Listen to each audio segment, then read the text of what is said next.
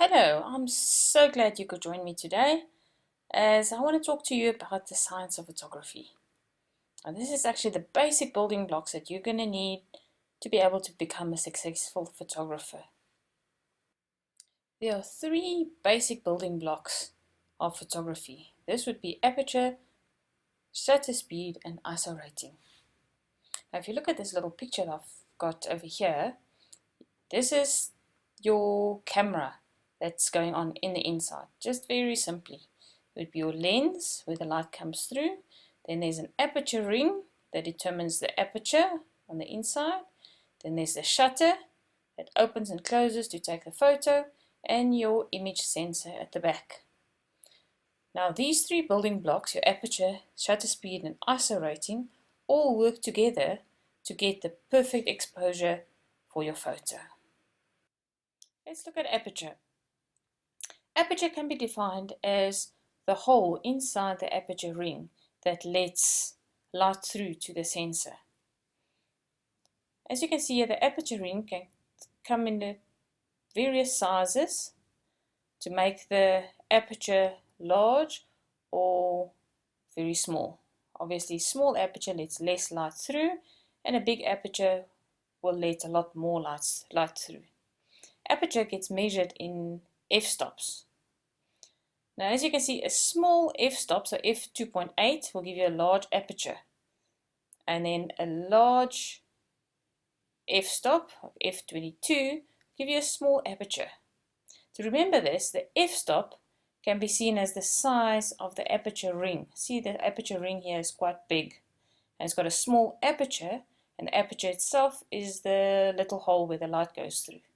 But on this side, it's got a very small f-stop, or from the aperture ring, and a large aperture that lets lots of light through. So if you've got a large aperture, you will have a shallow depth of field. So if you look at our example down at the bottom here, you can see with a large aperture with a small f-stop, you'll have only the flower here is in focus and the rest is a little bit blurred and out of focus. Where on f16, which is a very small aperture, the whole image is in focus.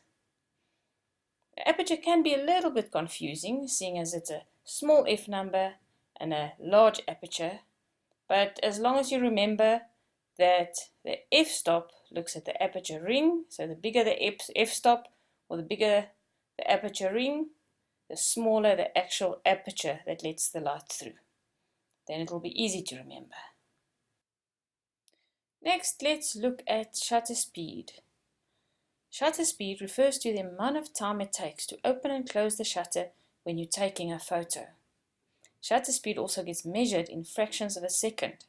So if you look at our little picture that we've got here, shutter speed of 1/800th of a second, it's very quick, and it'll give you a very high speed shutter close and open. Where a shutter speed of 1/30th of a second is a lot slower and lets a lot more light through than what the fast shutter speed will. If you look at our image, the fast shutter speed will of course freeze motion because it's so quick. So at 1/60th of a second, it will freeze the motion of the waterfall, where at 1/3 of a second, it will make the waterfall look wispy and show the flow, the motion of the water. Let's look at the ISO rating. Now, ISO is the light sensitivity of the image sensor, or you could say how much light gets absorbed by the sensor. If you have a low ISO setting on your camera, for example ISO 50, that would mean it absorbs less light, but it will result in a better quality image.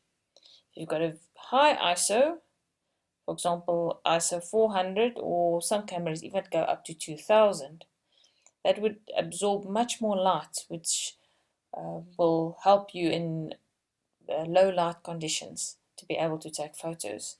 But you must be careful to make your ISO not too high, because it might reduce your image quality and make the image look a bit grainy.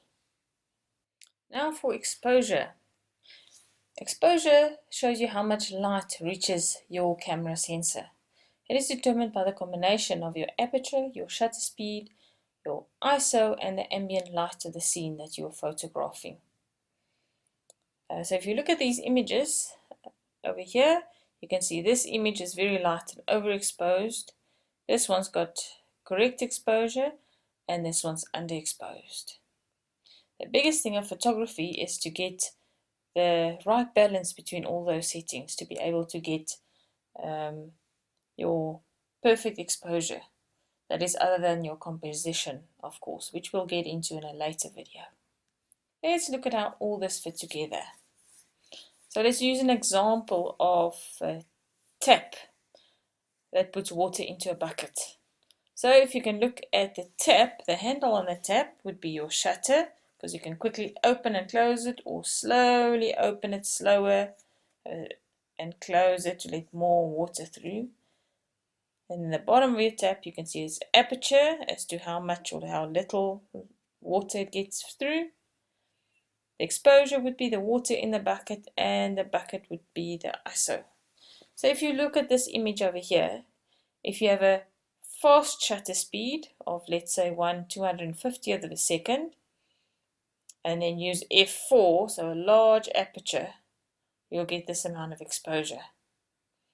Now for the same amount of exposure, if you have a slow shutter speed of 1/60th of a second, you have to close your aperture right down to let less light through, seeing as a slow shutter speed lets more light through.